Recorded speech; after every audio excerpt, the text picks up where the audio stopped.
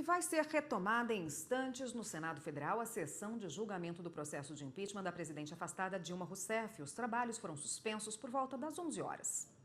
Os trabalhos começaram por volta das 9h45 e foram abertos pelo presidente do Supremo Tribunal Federal e da sessão, ministro Ricardo Lewandowski. A manhã do segundo dia de julgamento do processo de impeachment foi marcada por várias questões de ordem feitas pelos senadores e pelas partes, acusação e defesa, referentes à indicação da testemunha e do informante que prestaram esclarecimentos ontem e dos depoimentos de hoje. Nós temos duas questões a discutir apenas, que é a questão da tempestividade da impugnação da testemunha e, em segundo lugar, o que foi solicitado pelo eminente advogado de defesa, se o depoimento dele deverá ou não constar dos anais. Apenas essas duas questões. Qualquer outra questão, eu vou me permitir, então, interromper a palavra pela ordem, porque não cabe. Às 11 horas, a sessão foi suspensa por aproximadamente 5 minutos após um desentendimento entre os senadores. O presidente da Casa, Renan Calheiros, se pronunciou. Por conta da situação, o presidente do STF e da sessão, o ministro Ricardo Lewandowski, suspendeu até 1h da tarde os trabalhos. De acordo com o rito estabelecido previamente, neste segundo dia de sessão, será a vez dos senadores interrogarem as testemunhas de defesa da presidente afastada Dilma Rousseff. A previsão é que os depoimentos sigam até a madrugada deste sábado. Todos os parlamentares têm direito a questionar os depoentes. Ontem, uma testemunha de acusação e um informante foram interrogados. A sessão durou 15 horas.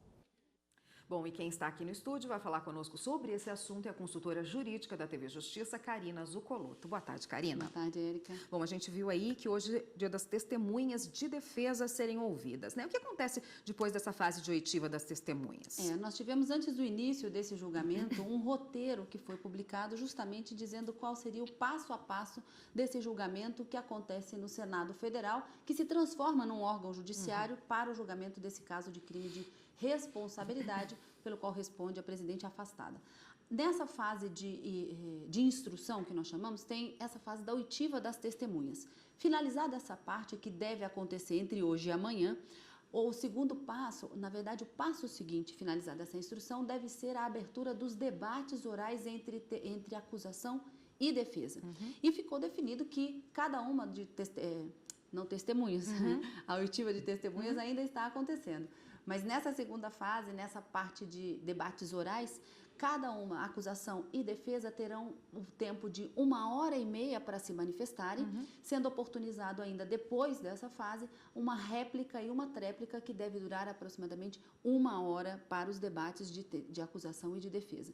E depois disso, os senadores ainda podem fazer os seus questionamentos. Então, é um processo que ele segue diante de um rito e de um roteiro já previamente divulgado e determinado pelo próprio presidente do Supremo Tribunal Federal. Então, terminada essa fase de oitiva, segue a fase, encerrada essa fase de instrução, passa-se então aos debates orais. E, Karina, ontem uma testemunha, que era uma testemunha de acusação, né, foi ouvida como informante. Qual a diferença de testemunha e informante? Nesse caso, o membro do Ministério Público, junto ao Tribunal de Contas da União, havia sido convocado como testemunha, mas foi ouvido como informante. Ambos têm o dever de falar a verdade. E não falar a verdade pode acontecer, em alguns casos, deles serem presos. No caso da testemunha, por falso testemunho, e no caso do informante, a não ser que seja pai, esposa, mãe, há decisões judiciais no sentido de que o informante também poderia ser preso, mas isso ainda é bastante polêmico. Mas a principal diferença entre eles que nós poderíamos destacar, além do fato da testemunha ser compromissada e o informante não, é que a testemunha, ela vai ser uma pessoa imparcial no processo. Ela não tem relação nenhuma com qualquer sujeito do processo penal, nem com o autor, nem com o acusado e nem muito menos com a vítima. Já o informante, ele pode sim ter uma relação com quaisquer um desses sujeitos do processo. Como no caso ontem, o membro do Ministério Público, junto ao Tribunal de Contas da União, foi ouvido como informante, entendeu-se de uma certa forma que ele teria uma certa relação, não é? Em razão do parecer que saiu do próprio Tribunal de Contas e acabou deflagrando toda essa ação contra a presidente afastada Dilma Rousseff. Mas é algo que a gente deve insistir em que ambos sejam testemunhas ou informantes, eles têm o compromisso de dizer a verdade.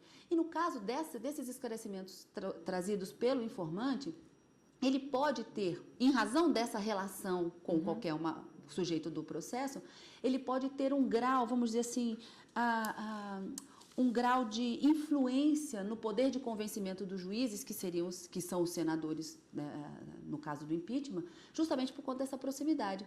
Então, não é que valha mais ou valha menos, mas havendo essa relação e não sendo absolutamente imparcial, esse grau de convencimento ele pode ter uma certa redução no momento de se valorar aqueles esclarecimentos que foram prestados durante o momento em que o informante presta suas informações. Tá ótimo, Karina. Obrigada por enquanto, mas você volta daqui a pouco e a gente vai falar no plenário de ontem do Supremo Tribunal Federal. Obrigada por enquanto. Ok.